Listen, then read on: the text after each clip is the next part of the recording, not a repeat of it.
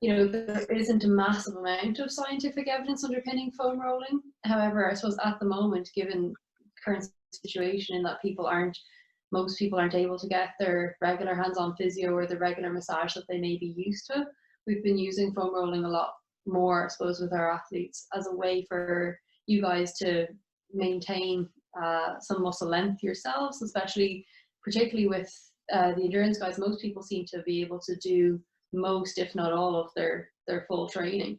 Most people are still doing reasonably high mileage, so it is a useful way for you to help yourselves be prepared for that, either before exercise or recover from that and be prepared for your next bit of exercise. So I suppose I was just going to go through a couple of things with you in terms of what are basic principles of foam rolling, and then we'll do a little bit of a foam rolling session. So hopefully most people have their foam rollers or some sort of a ball with you guys. So I suppose the main thing with it is that the foam rolling needs to be relatively slow. So you need to spend about 30 seconds to 60 seconds on each area of tightness. And you want to be gradually increasing the pressure. So although it should feel a little bit uncomfortable, it shouldn't be really sore or painful. And you should be able to increase the amount of pressure you can put on a particular area or muscle as you get more used to it. So either within a session or over weeks or months, whatever. It's important to roll through the full length of the muscle, but if you find that difficult in terms of, say, if you are doing some longer muscles in your lower limbs, that means you're doing have a lot of pressure through your arms and you find that difficult, you can break the muscle up into sections if you want to find it easier. So I suppose the benefits of foam rolling before exercise are that you get a temporary increase in the length of the muscle, and therefore you can get an increase in the range of joint movement. The only thing I would say is if you're using foam rolling pre-exercise, you also probably need to do some mobility or some activation, or ideally both, before you then go out and run. And the same afterwards. So the benefits of foam rolling after exercise are more from a recovery point of view, so promoting muscle recovery and reducing that feeling of DOMS, especially if people have maybe added in some different gym exercises that they might be used to or have had to adapt what they're doing training wise. Foam rolling is useful after that to prevent that feeling of soreness that you'd normally get after you start something new or start something you're not used to. The only thing with the foam rolling is that benefits are quite short-lived. You have to be doing it relatively regularly to see those benefits maintained. So especially when I suppose most people have a decent bit of time at the moment, ideally if we could be aiming to foam roll between 3 and 5 times a week, that would be the best to maintain benefits. So I'll go through a full session now in terms of overall, like a whole body session I suppose, but you can do that a couple times a week if you want, but ideally doing a little bit, especially through areas that you know for you are particular problem areas that get tight or stiff or sore when you're doing either a faster session or when your mileage is higher, when you've been to the gym. And again, as with all the classes we go through on this, if anyone finds anything particularly sore, don't push it. Like I know someone earlier was saying their back was a bit sore, so with when we go through some of the back stuff, do it gently if you're comfortable with it, but you don't need to push anything that's sore, okay? And as always, if anyone has any questions, either put them into the comments box, I'll try to keep an eye on it, or just turn on your mic or mute yourself and give me a shout. All right, so we'll get started into the practical bit-ish. Hopefully you can all see me. Okay, and actually, sorry, before I start, I was going to show you some foam rollers. So normal foam roller, this is hollow, doesn't really matter if it is or isn't, but if it has spiky bits on it, that's fine. This is ridged but not spiky. I have a really small foam roller that I use for traveling a lot, and I actually would use this on plantar fascia or feet a good bit. And then I have 2 balls. So a normal trigger point ball, and then 2 together, which is the peanut ball. This I find really useful for spinal stuff, because you can have your spinous process, your bony bit in here, and then the ball can be on either side of the spine into the muscles. So that is quite useful. If you don't have that, what I used to do before I actually bought them was get 2 tennis balls, put them in a sock, tie the sock, and then they're kept together. So it's a useful way to keep on top of muscle rolling, I suppose, through your spine, whereas I would use the foam roller more for joint work. Okay, but if you just have a normal foam roller with you for today, that's absolutely fine. I'll probably switch between using a few of them as we go. Okay, all right, let's get started. So we'll start with some shoulder stuff, and we'll go through shoulder, spine, coming down to lower back, and then into glutes and legs. And as I say, shout if you can't hear me or are unsure of anything. So we'll start with shoulders and lats. So behind you here, if you're going to start on your side, with the roller under here. So it's almost up into your armpit and it's not quite down into ribs. So your arm is straight. It can be palm up or just relax this way. And all you're going to do is roll a little bit until you feel that slightly uncomfortable area. So for me, it's just here. And we're going to roll just up and down really, really slightly on this one for your 30 seconds. Again, everyone will have areas or different areas of tightness. This is probably one for me. So if I'm making faces on this one, it's probably feels a little bit tender. Okay, another 10 seconds. And then in a second, when we've done with this bit, we're going to open up the chest a little bit so we get into the further into the posterior shoulder, so back of your shoulder blade. So you're going to roll your body a little bit forward, opening your chest up to the ceiling a bit, but arm stays in the same place. You've moved the angle of the foam roller more onto the back of that shoulder blade. Again, for me, that one is quite difficult without huge pressure. Again, we'll go for another 10 seconds on that. You can see with this one, we're moving through small parts of the muscle. Your lat and your shoulder blade muscles are quite difficult to get in some other positions. Perfect. We're going to come up and we're going to swap sides and do the exact same thing on the opposite side. So we'll go to lats first again. So again, side line through here. Your arm is either facing up or straight. And again, you can either guide the foam roller with your arms or just let this arm relax. Don't mind you go. Go for 30 seconds there.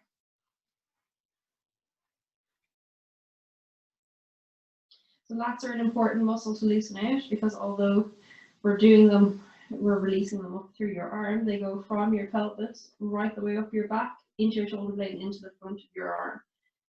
So they are an important muscle in terms of transferring power from your legs up through your torso, your arms. Again, when you're ready, we'll keep arm pretty much in the same place. We're going to just open your chest up to the ceiling a little bit more so you're now have more of your weight of the back of your shoulder onto the roller. Lovely.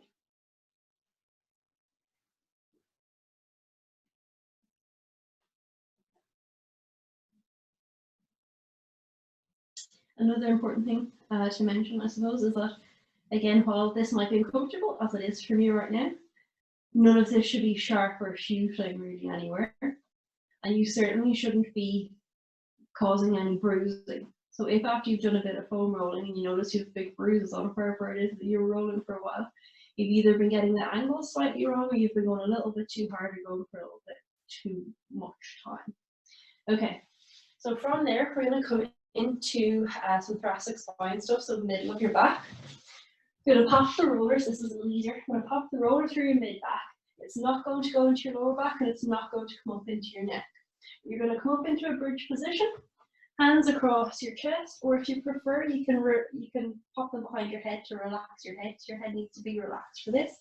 And you're just going to roll up and down. The way I generally will do this is that I'll lift right up into a high bridge, roll down as relaxed as possible, and I might get a couple of joint cracks through there. I'll do 2 or 3 of those at a go.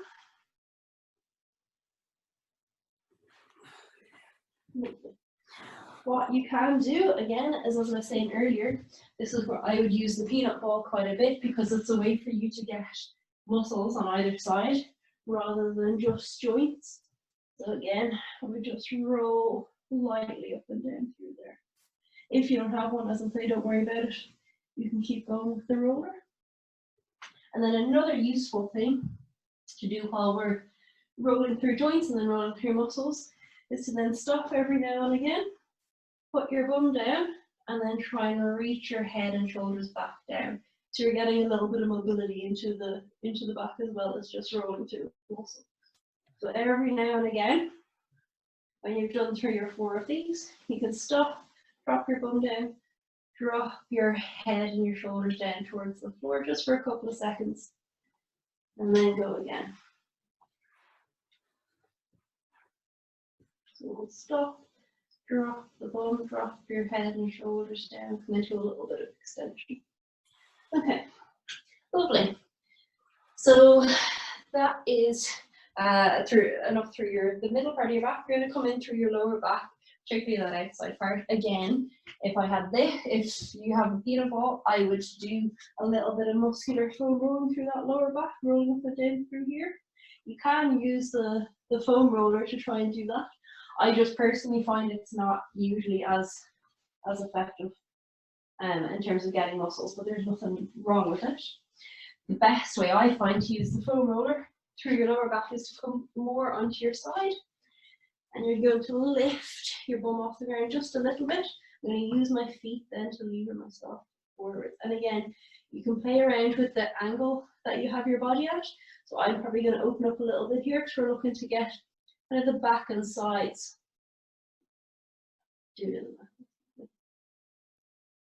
And again, your feet and your forearm that are resting on the ground are taking most of the weight and the pressure, and you're putting as much pressure, as little pressure as you want through the foam roller into your back. With this, be careful not to go up too high or down too low. You're trying to avoid any bony prominences. So any of the soreness or tenderness you might be feeling should only be muscle related, whereas if you're going up too high, you're going to end up going into your ribs, and that's just going to be sore and uncomfortable because of where you're pressing rather than because you're doing some good work with the roller.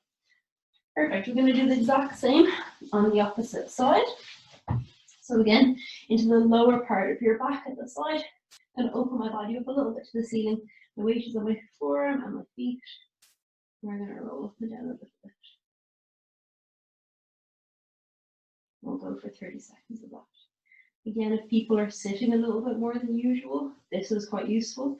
And again, as someone said earlier, if you're running on the roads or have changed surface a little bit, it's really useful to do a little bit of back foam rolling. I know as runners, everyone thinks of their legs or prioritizes their legs first, but actually, if you can get some of the lat stuff loosened off, your mid back moving well, and your lower back nice and loose and able to transfer force from your pelvis and from your legs up through your body, that's actually really important. Okay, so that's loads through there. If anyone wants, you can do a little bit of a mobility thing through here. So again, crossing over, just switching side to side. Lovely. Okay, so from here, we're going to come into the legs. We're going to go down through glutes. Again, there are loads of ways you can do this. So you can do whichever one you're happy to do now. I'll show you a few variations. So again, normally, I would use a ball for this because I find it makes it easier. And if I'm doing that, I would literally just pop the ball through the back in terms of the side of your bum and then move around gradually. So we're moving my body until it's through the side. Okay. I would tend to break that down into a couple of different areas. So I would go 30 seconds through the back of your glutes and then reposition your body and go 30 seconds to the side. And if anyone's particularly tight on the outside of the knees, I would go through TFL, so come almost forwards. You're almost lying onto the front of it. Okay, so if you have a ball, you can do that now. If not, and you want to use the foam roller, you can use something similar. And again, depending on your flexibility levels, you might find this easy or difficult, so play around with it. You can either roll. Again, so your weight is going to be on the side that you're trying to roll, okay? So this hip is off the roller, and I'm going to roll up and down through here. Or you can do it in I suppose a glute stretch position, where you're making it a little bit more difficult. And again, you're playing around with the angle you have the roller at. trying to look for any areas of tightness. And then if you find anything particular, you can focus on that. Again, another word of caution with this. If you are feeling when you're up about here, that you're getting symptoms down into the leg, so neural symptoms are shooting pains, you might just be on your sciatic nerve. So again, change the angle a little bit and play around with it so that again you feel that kind of tight muscle that you're getting into rather than any nervy pain into the legs.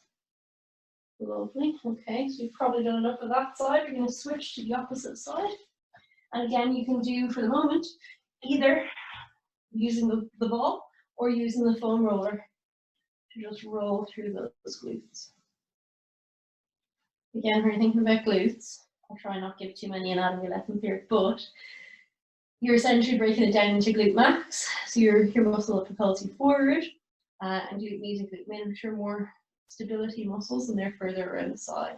So again, that's part of the reason why I break it down into two areas. So working through that back bit here, and then turning onto the side a little bit more, and working through the lateral glutes as well. We'll do another 10-20 seconds of that. And as I say, if anyone has tightness on the outside of their leg, usually getting into TFL, so that muscle right at the top and the front through there, with the bottom leg as relaxed as possible, usually works quite well. Okay, lovely. From there, we'll go into hamstrings. Hamstrings are a little bit easier. And again, here, this is one of the things where if we can go through the full length of the muscle at a time, then do. If you find that difficult in terms of your arms or in terms of how you can control the movement, you can break it up into a top half, say, and a bottom half if you want. We're definitely going to break it up into medial and lateral hamstrings, so hamstrings on the inside, hamstrings on the outside. So we're going to start with your foam roller mid-thigh. You're going to lift your bum off the ground, and again, you're using your arms to propel you. So we're going up and down, and we can do that through the center. Then if we turn the hip and the foot inwards, you can bias those medial hamstrings, so the hamstrings on the inside. And as I say, we can go all the way up and down the muscle. Do the same by turning the foot and the hip outwards. So again, going up and all the way down the muscle. A lot of people find when they're doing hamstrings that it's difficult to get enough pressure. So you can cross the other leg over. Again, lift up. So now all of the weight of your legs is on the roller. And again, roll all the way up and down. So we'll go for, see where we're at now. We'll go for 30 seconds on that outside part of your hamstring, so feet turned out. So the rotation at the foot comes from your hip movement. You'll see if you're doing that right by where your foot is or not. Lovely. And then we're going to turn the foot inwards. So hip inwards, other leg over the top. And again, roll all the way up and down. And if you have an area within that length of the muscle that you feel is particularly tight, you can hold on that and just gently move in or around that area to release it.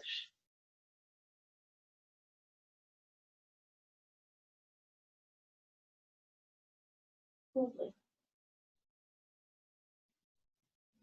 Okay, we can do the same on the opposite side. So again, we'll do the central area first. So if you find it's enough pressure, put the other foot on the ground. If you want to put more pressure on, again, lift that leg up and cross it over. So we'll just go through center. The hamstring for the moment, so your foot is in neutral. And nice and relaxed.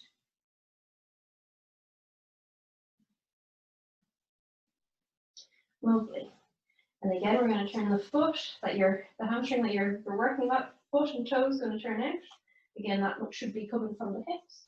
And then we're going to move up and down through that rolling. Lovely.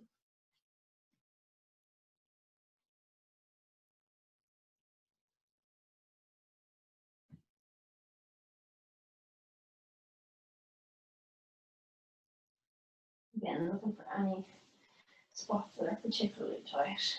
Okay, perfect. And then when you're ready, we're again going to turn the leg that we're working inwards. So foot goes inwards from the hip.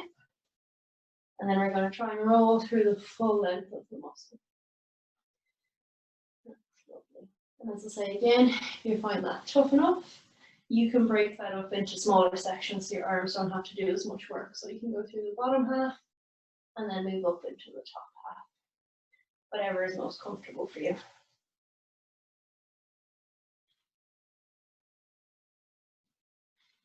Okay, perfect. So from there, we're going to give our arms a little bit of a break. We're going to come into quads. So we're going to turn all the way over. And again, with this, we can do it in a couple of different ways where we're either putting a little bit of pressure on or a lot. And again, we're going to break it up into inside and then outside muscles. So basically, we're going to start with the roller just on top of our knee. So another important point is that we're not going into the knee, we're not going into the hip, and you can just roll that way. So again, all the way down the full length of the muscle. And again, as with hamstrings, if that's very easy, you can cross the other leg over and again roll up and down. We'll do another 10 or 15 seconds there. And then we'll turn the foot or the hip in and out to get the inner part of that thigh. Lovely. Okay. So we're going to then focus on the outside part of the front of your thigh. Ideally, we're looking to not roll through that IT band because that's generally just quite sore and uncomfortable. We want to be rolling through that PL, so that outside part of the front of your thigh. I'll try and show you it this way. So I will tend to again start around my knee. Instead of being right on my side, I'll be about 45 degrees. So you're halfway between facing down and facing out. Okay. And again, this foot can be on the ground. And you can roll up and down. Or again, you can take this off the ground, have that extra bit of pressure there. But again, we're trying to roll through the full length of that muscle.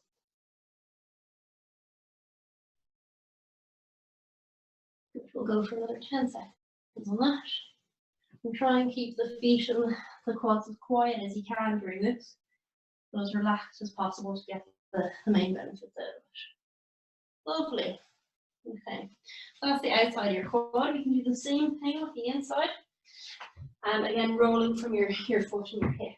So if I try and straighten out this side. So again, I'm sticking with my right leg. And again, we're going to just turn our bodies in a little bit so we're getting that inside part of the thigh. Again, if you want to take the pressure with the other leg on the ground, that's absolutely perfect. If you prefer to put a bit more pressure down, do. Sometimes that VMO, so that part right at the bottom of an inside quad, can be a little bit tender. So you can be careful about how much pressure you put on it. We'll do another 10 seconds there, and then we'll switch legs.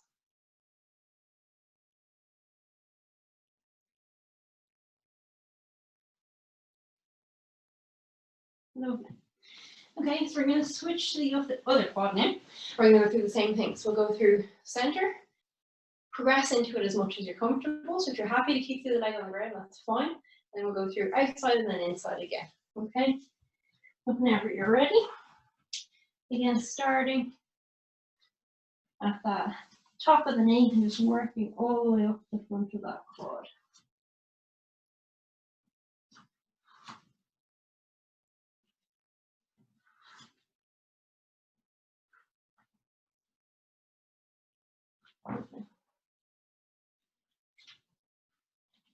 Again, as you get into it, you can put a little bit more pressure by lifting that leg if you like.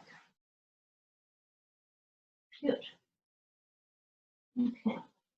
And when you're ready, we're going to do the one where we're about 45 degrees. So we're right on our side, we're not right in our front, we're somewhere in between. And again, you can play around with how much pressure you want to put through that muscle. The whole point of the foam rolling is to relax the muscle, increase muscle length, not just create soreness through it. So you don't necessarily need to be pushing into pain on this at all. It's just trying to get some flexibility into that muscle. But if you feel like it, the last little bit, you can lift that leg off the ground. And again, roll through the full length of the muscle.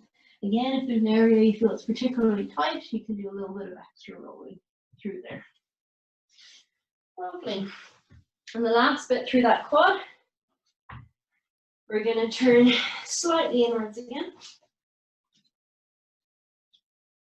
And again, we'll do 20, 30 seconds of that inside part of the quad.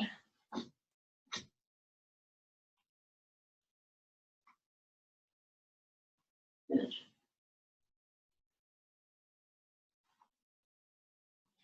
Again, the more often you do this, the less tender it should feel, partly because you'll get used to it, but mainly because you will actually increase muscle flexibility. But as I say, you need to be doing it on a relatively consistent basis, especially if we're doing a lot of running and strength training at the moment. Okay, lovely. All right, so that's the main parts through that your upper leg, so your thigh. I generally don't do too much foam rolling through adductors because it can actually just make them a little bit sore. If it's something you're used to doing, that's absolutely fine, but I probably would recommend it for people to start if they're not used to it. So we'll go down into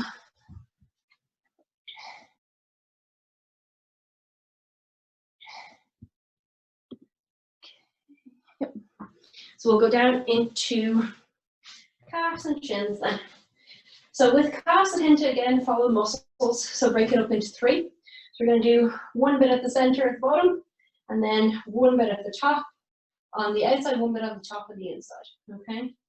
So for the first bit, foam rollers under your calf, lower calf, and again your foot is in neutral. Bum is off the ground, and you're just rolling into it, keeping that foot relaxed. So you're just going halfway through the calf for this one. Again, if you want to, cross the other leg over, and we'll just roll up and down through there. Again, take more or less pressure, whatever you're comfortable with. When we've done about 30 seconds through there, we're going to go into that upper part of the calf where we're going to split it into 2. So you're going to turn the foot again inside, inwards, to get that inside part of the calf. And again, take as much pressure on that leg as you want, cross the other leg up and over if you like. And we'll go for another 20 seconds through there. And then we're going to do the same on the outside. Okay, so when we're ready, we're going to switch to the outside. So again, staying with the upper half of the calf on the outside, lift your bum off the ground, rotate that foot outwards. And we're just going to roll up and down gently. I tend to move bend my knee a little bit through here. That's absolutely fine once you keep that foot relaxed. So the foot is doing this, you're not going to be able to get into the muscle. So relax that foot, but it's fine to move through the knee if you like. And again, put a little bit of extra pressure down through it by crossing over if you like, as you get into the movement and you're more comfortable with it. Perfect, we're going to do the exact same opposite side. So again, you're going to do the bottom half of the calf with the foot in neutral.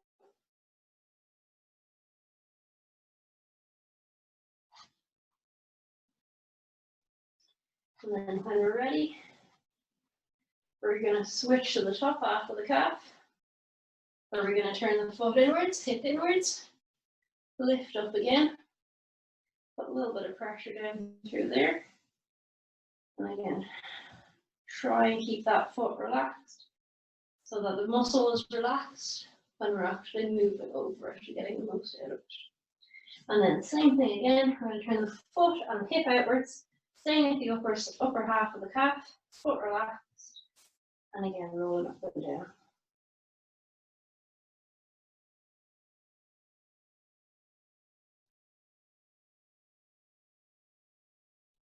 Lovely. Okay. Perfect. I'm just going to pop my shoes off. I'll show you how to do a little bit through shins, something I generally might do routinely, but again, if people are changing surfaces or are on more undulating surfaces than they're used to, doing a little bit of rolling through the front of your shins for that tip band, or peroneals, which are your balance muscles around your ankle, is useful. Again, arms will just get a bit hard.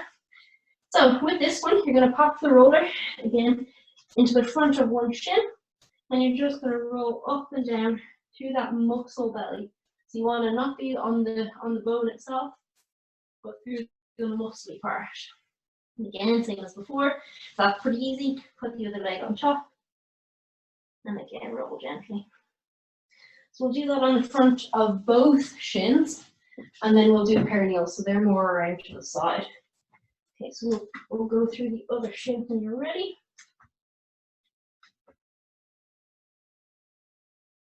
A bit better.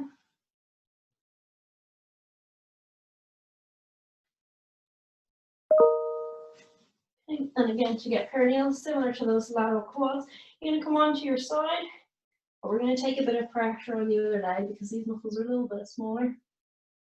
So while we want to loosen them out, we don't want to create too much soreness around that fibula or that bone on the outside of the leg. It's nice and gentle. And then when you're ready, swap to the opposite side again. Same thing. So similar to what I was saying earlier about sciatic nerve, just be careful that you're not getting any tingling or symptoms like that when we're doing this, because there is a nerve close to here. So you want to be feeling that you're getting rid of some muscle tightness here, not creating some tingling or some pain down into the leg. Lovely.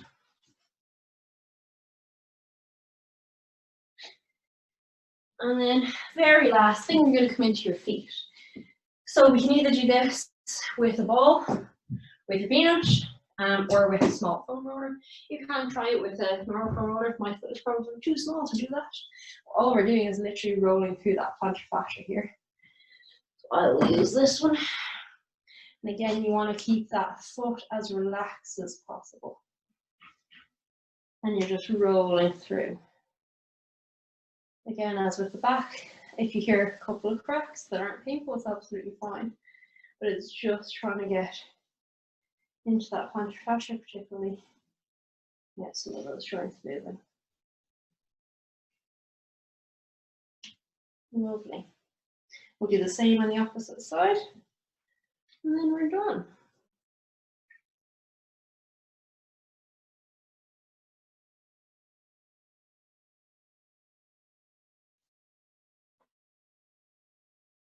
So as I say, if you are doing this with a ball, that's absolutely fine. Just make sure that you don't force the ball right up into the heel. It should only be on that. And this way, it should only be on that plantar aspect. So that's as far as we're going there. You don't need to force it up too high at all. Okay, perfect. Okay. I think that's absolutely loads. So if anyone has any questions, just give me a shout. That's actually pretty good time. About 2 minutes left. Yeah. Well, in fairness, when it started, oh god, it was a good while back. When it kind of came out as a thing, I suppose I was really skeptical of it at the start. I was like, that's ridiculous. But now I pretty much have every kind of foam roller you can think of. I think it's not the be all and end all by any means, but especially now when people don't have access to physio or hands-on stuff, it is really useful to kind of keep muscles loose as possible. And if you use it with some of the mobility stuff we've done before, that you can increase range of movement at your joints. The only thing I would say is, again, it works really well for some people pre-exercise, particularly if you're one of those people who's prone to be a little bit more tighter. There are some people who are very flexible who actually probably shouldn't do too much foam rolling pre-exercise and might be better using it as a recovery tool after you've run. So I suppose, again, advice around it is kind of individual. So if anyone has any specific questions, give me a shout. Lauren, in terms of the massage guns, again, we were quite against them for a while, but after traveling with 25 people on a men's hockey team last year, I got one now to save my hands. Again, research for those is even way less than foam rollers. But again, so one, don't go out and buy one. If you have one already, they're potentially useful, similar to foam rolling. Again, they're useful around now when you can't get hands-on physio or a massage consistently.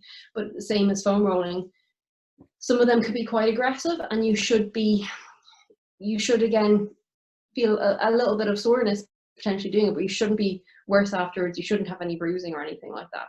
So the temptation there might be to just do a little bit too much with them, because it's a lot easier than foam rolling, as you're not having to do a plank half the time there. So just, if you are going to use them, don't go crazy with the massage guns.